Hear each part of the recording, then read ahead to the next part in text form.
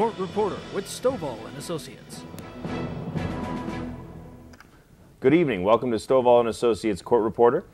Tonight's guest is Carolene Endersby. This is all part of our town board series we've been shooting.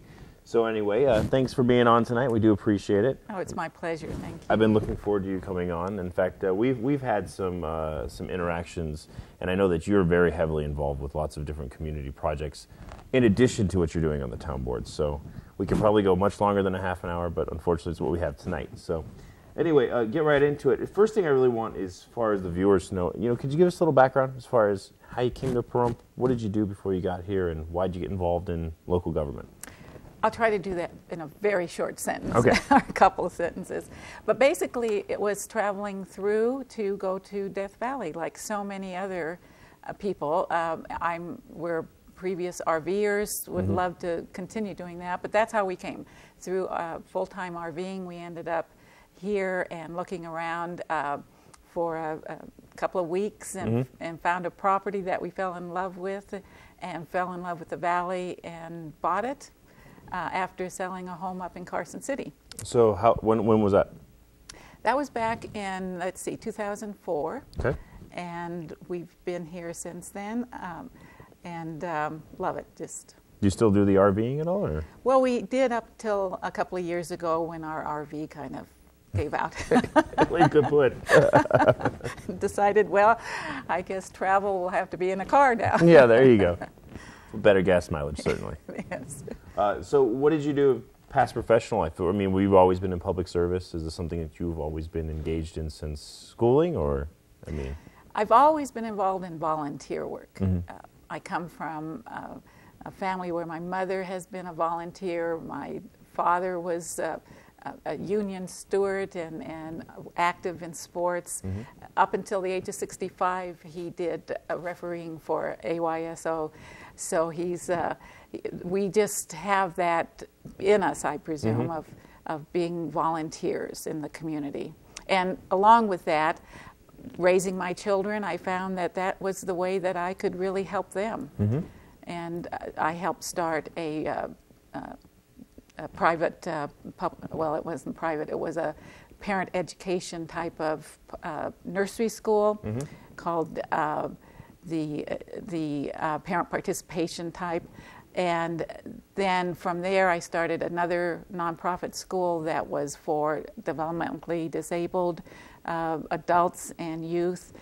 And I just got into the practice of really finding solutions when I saw situations that needed some help or some attention to bring it to some kind of action.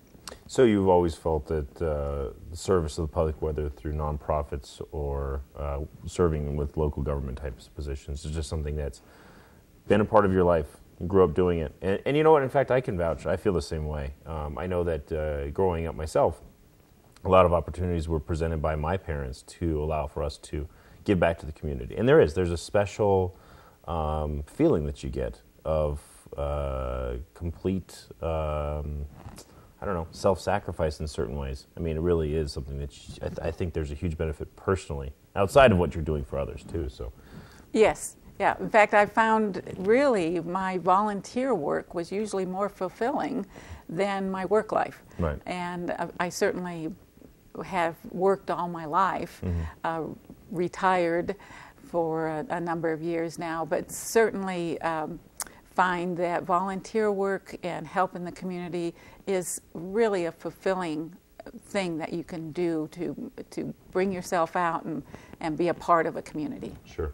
Well, and the reason why we kind of delve into that is that really you have been championing a lot of community participation. You're reaching out to the community to come and serve on boards, and in fact also looking for community foundations, the things we'll talk about coming in. So before we go into some of these projects that you have going on, as far as your limited time now on the town board, how do you feel? Is it something that is what you expected it to be? Is it harder than some of these other projects in the past, or is there any parity? Well, it's a volunteer position. That's true. For the town of Pahrump, there's no compensation, but it's certainly an elected position. So that is completely different. I've certainly run for offices and organizations and been appointed to positions, but this is the first time I've actually had the need to campaign and get to actually be an elected representative. It is very different in the way that you can address what you do to really move forward, because there's state laws that kind of dictate how you do what you do on a town board as an elected official than what you might do on a nonprofit board, for instance. As in campaigning or lobbying for causes or for whatever you think might be the correct course of action, whereas you have the open meeting law. Is what I assume you're kind of alluding to. Yes. And so for the viewers that don't know, the open meeting law really pertains to that a majority of the conversation between,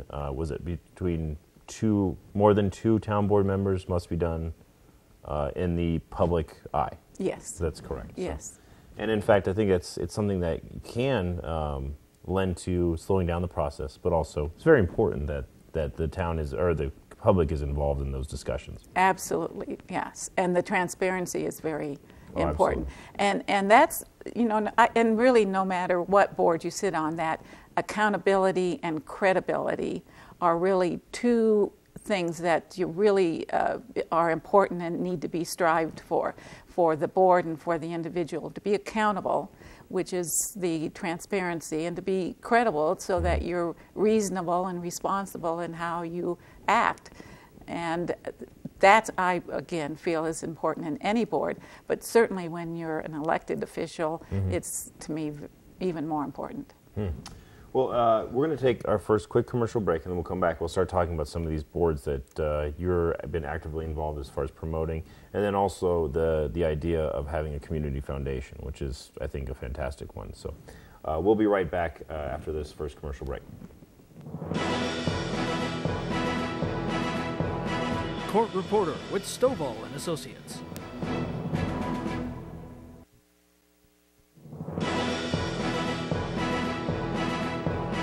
Court Reporter with Stovall and Associates. Hi, welcome back to Court Reporter with Stovall and Associates. I'm your host, Mike Iglinski. Tonight's guest, again, part of our town board series, is Carolene Endersby, newly elected to the Pahrump Town Board. And coming into this first commercial, or coming into the second segment, we were discussing citizen boards. And in fact, Carolene's been involved even before her time serving on the town board to get people more and more involved. So, and actually we were just discussing during our long commercial break there some of these things. So anyway, one of the things I thought was very interesting you brought up was this youth advisory board, a newly formed board, a project of the town board. Is that correct? Correct. Okay. And could you give me a little background as far as how this came to fruition, and what is the intent of the youth advisory board? Well, it's always been my personal feeling and belief is that the youth are the ones that are going to have to live with the decisions that are made today, whether it's on a local level or a federal level. And for the understanding on their part of what it is that they can be a part of is really important. How can they help better understand what the policies are that are being decided, and how can they better interact with the process that's being available to any citizen to look at that policy and perhaps put it into a way that's more productive for where they see the future. As we move into the 21st century, those decisions right now are very important.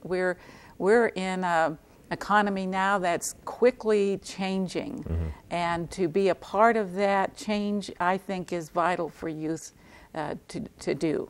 Whether they do it here in Pahrump or whether they take it with them as they move into their lives, to know that they can be a part of something that's going to make a difference as far as setting those policies.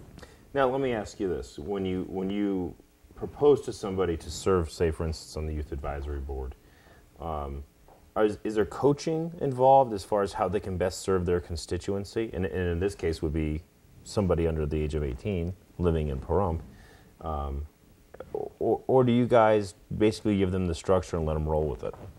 Well, it's going to be a combination. Knowing that this is a newly forming board has a whole different dynamics to it than a board that's already in existence. And the town of Pahrump has a number of advisory boards that have been operating for a number of years. Again, with any citizen board, people come and go off of those, and the part of the responsible part of the leadership, which is the town board and town staff, is to help those advisory boards function adequately and function in a way that they can be, again, productive and helpful in bringing the information to the decision makers, helping set that policy, hearing what it is that the total community or citizens really have as far as their thoughts on it. That's the place where deliberation can really happen. And with the youth, it's the same way, but it's a learning process 9 times out of 10 for any of us to know how we function on that particular board, or how do we really move forward to be effective. So there is, for a newly forming board, a real need to be have a component of training. So there's going to be a number of months set aside before they actually kind of take it on to themselves and learn what it is. In fact, in March, on March 23rd, we being the town of Pahrump and the board, are having our insurance carrier that covers us for liabilities and so forth. We call them Pool Pack, which is I know Pool Pack. Yeah, okay. And you could probably explain their role better than I. But what they basically have as our liability carrier is the ability to come in and help us be better at what we do, so that we mitigate some of the cost of liability on our part and understand what our roles are. So the town board already went through that process, but we're having a second workshop for the advisory boards, and that's on March 23rd at 6 o'clock. It's an open meeting, so it doesn't even have to be if you're on an advisory board, but maybe you're interested in being on an advisory board, or you're just interested as a citizen. You can come there at 6 o'clock on that Wednesday, the 23rd, and it'll be over at the County Commissioners Complex on Calvada in the County Commission meeting room. Okay, so to switch gears a little bit, this newly formed board, which really has a lot of good intent, to today, and we've seen in this, I falsely said that the incorporation committee has seemed to have kind of come across some stumbling blocks here. And you explained to me, well, it's not the truth, but could you give me, as far as, in a nutshell, what you've seen to be the past issues with incorporation for the town of Pahrump into today, and what you think the future is going to be? Well, they like any board, they have actions that they move quickly through, and then there's other times where there are stumbling blocks, or times where they need to regroup and kind of relook at what it is that their role is, or their purpose, or their mission. And with the Incorporation Advisory Board, they being the members that had served on it for a number of years, had put a lot of work in, really did a lot of research, did a commission for an outside agency to come in and present some research and do public workshops. And having all that presented didn't always answer all the questions. It's very difficult, no matter how much work you put into a project, to really get at all levels of the question. So can I I'm sorry, not to interrupt, but are you saying, to be clear, are you saying that in fact there was a lot of time and money put into acquiring information, but the issue simply didn't take traction with the general public? That's one, and also that there wasn't enough information that came out with even all that work. And the reason why is just like any issue, you just have to kind of get through so many of the kind of questions that are out there to be answered. And whether they're public, from the questions from the public, or if they're questions just to how do you move forward from this point on. So with that, many of the members that were on the incorporation board felt that they had personal lives and they needed to get on to what else they had in front of them. And that's normal. These are volunteers, right, and they did a lot of work. So what has been happening since then is there's new members that have come in, and a few of the members that thought that they didn't have a role to play anymore came back. Okay. So good. There's 5 members now that'll be moving forward in March with looking at how to regroup and look at really presenting some more research, some more education, and then taking it to what can be done next. What's the best way to handle it? There's been a number of different approaches. Right. And it's making the really, having the conversation and discussion, what might be the best approach, or maybe all of the above should be tried. Do you feel as if there's been outside influences that have been against incorporation? Or do you think it's simply the dispersion of information or the correct consumption of information from the public has been the major hindrance? Or is it a combination of both? I think it's a combination of many things. I've come in as an observer on the question of incorporation, and I've attended the workshops. I've researched it myself. I've tried to look at the state laws.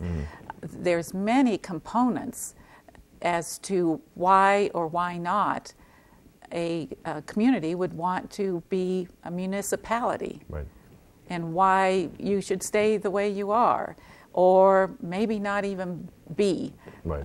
So what's the discourse that's going on now in our community is really around all those. What might be the best way to move forward? And there's people that have concrete reasons why they think one way should be. But unless we start listening to each other and start looking at all the options and figuring out the real objective part of those issues and those concerns and options, it's going to be real difficult to move forward. We'll always stay on that level of kind of an emotional way of looking at it. This is my way of looking at it, and I'm not going to change. Well, I think you definitely have your work cut out with you with the the Incorporation Advisory Board. Anyway, we're going to take our second commercial break, and we'll be right back with our third segment with Carolene Endersby.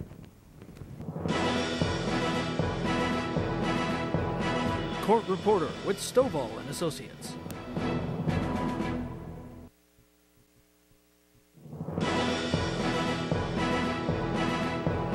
Court Reporter with Stovall and Associates. Hi, welcome back to Court Reporter with Stovall and Associates. I'm your host, Mike Oglinski.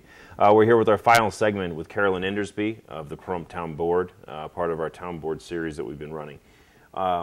Anyway, this being the last segment and me being long-winded, taking into your time, which I apologize. I wanted to address one specific issue that you and I have conferred about in the past, which is the need for a community foundation. Now, I don't think that this is something that a lot of people quite understand, and you seem to really have a good grasp on it. Could you kind of give our viewers what a community foundation is and what you think, how the benefit of the town would come about if we were to form one? Well, community foundations come in various shapes and sizes, so it can be really tailored for our needs here in Pahrump. But the fact is that we do have a need for a real clearinghouse, you might call it, for funds that are available to those groups, those people that have a passion about a particular issue or need in our community, whether it be poverty, homelessness, youth, all seniors, all of these organizations that we have here that work so hard in our community. And I am always so impressed by the participation our citizens play in helping whenever there's a need. And the challenge always is, though, is that there's a competition that gets set up when you're looking for funds or resources to help deliver what it is you're passionate about, right, whatever services it is. So with a community foundation and being that clearinghouse, it could take the need away to be competitive with grants or be competitive with knocking on every business door and say, you know, we have this event, can you contribute? Not that that would go away, because certainly businesses would want to give a product, for instance, or something for a raffle. But if it's for administrative cost or cost for capital of some kind, that's hard to come by. Those funds are very hard to get. The funds needed for the procurement of capital, is that what you're referring to? Yes. So as far as I understand it to be, and correct me if I'm wrong, what you believe, or what you're saying the community foundation's role would serve is as an intermediary to the capital, or in or more layman's terms, saying that the money available through grants and personal donations and those types of things would be better served if it was in one fund. Therefore, somebody with an idea or maybe the limited resources of a nonprofit, they could come to the foundation first for the funding instead of having to approach these pools of capital, which are highly competitive to come into. Is that what you're saying? Yes, and set up their own organizational process to get them. To get a grant, for instance, takes somebody that knows how to write a grant, somebody that can manage that grant, that can report on that grant, do the evaluation on it, and that's very, very staff heavy. You know, you need to have people or a person that can really do that, and many organizations are restricted in the use of individuals to do that particular thing. And many of them are set up just as a volunteer organization for the most part.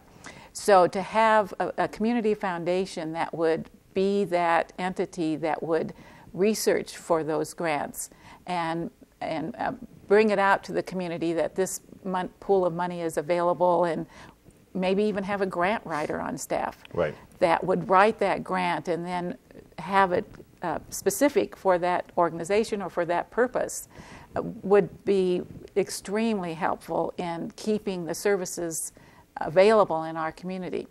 We're finding budget cuts on a state, federal level that's going to really impact many of our social services, our welfare, sure, our health services, and it's going to fall more and more in our community to do something about that, and to get those monies that are available wherever they may be is the challenge. So a community foundation could play a big role in helping a community provide what it is that is needed and not have to necessarily duplicate efforts from every organization to every organization. So they could effectively negate the costs of administration and procurement of that capital. And so would it also, in your view of community foundation, would it also serve to be more effective in having access to that capital, because it's more of a concentrated effort towards finding the money instead of finding the money, executing on the promises, administrating what it would be a nonprofit? Is that what it is, the consolidation of efforts into one spot like that? Yes, and also for, say, private donors. If there's individuals in our community or even outside the community who want to donate to a certain cause, they have to have the capacity oftentimes to evaluate that organization or that place they're going to be giving to, and then monitor it, and maybe they have assets that aren't really liquid. It's just not a matter of, I'll write a check. Oh, sure. And you're talking about beneficiaries of funds and lands and those types of things. Exactly. And foundations can be set up to handle that type of giving and grow a pool of money from that, whether it be the interest or whatever it is, and then give out to the community as that donor would like it done. And it takes that then away from the donor to have to feel like they always have to be the entity that has to do the evaluation, do the follow-up. So essentially, if you have a community foundation that is transparent, and therefore somebody who does look to give some monies to philanthropic, they can go and see one transparent organization without having to vet out each individual nonprofit. Does that sound right? Yeah, and community foundations can be set up as a separate entity of its own and seek all the legal authorizations to become that, or they can become a part of another community foundation that's already established, utilize their structure and framework, and just become a separate component of that community foundations. And we do have a couple here in the state of Nevada that haven't been approached, but they might be willing to look at being a part of our community as far as having the funds so that they're given here for the Pahrump Valley and then distributed here for our people. Can you put a timeline, or can you put an idea as far as how long does it typically take for a foundation to materialize? Is it something that takes 10 years, or is it something that a couple of individuals who are really dedicated to it, can they put this thing together? I mean, is it a terribly complicated process? You know what? I've never put one together again, Mike. I don't know what the timelines are. Right. It's really a matter of starting the process of looking at what is needed, and if there's individuals in the community, such as yourself or the associates, Stovall and Associates. Yeah, that we are going to actually, in fact, help you push this forward. And we've discussed this in the past. I think it is an excellent thing, but I just don't know. It seems like you'd said, they come in all shapes and colors. And to me, the first step is to really get a core group of community leaders that have the willingness to sit and look at it in all its aspects of what it is and what it needs to be and how to get it going, and then move that forward into a timeline and so forth. It's starting off with a new development, a new way of looking at how we can bring some funds and some ability for all our organizations to really work together instead of against each other. That's it. That's our time. Thank you. Thank you so much. I really appreciate you being on tonight. And we will certainly have you on again. Anyway, so again, thank you for being on, and thank you for your time put into the community. We do appreciate it, and we're glad to see you at your new position, and good luck with it. Well, thank you. Okay. Thanks for watching tonight, and we'll be back next week, Thursday, 6 o'clock, and we'll see you then. Good night.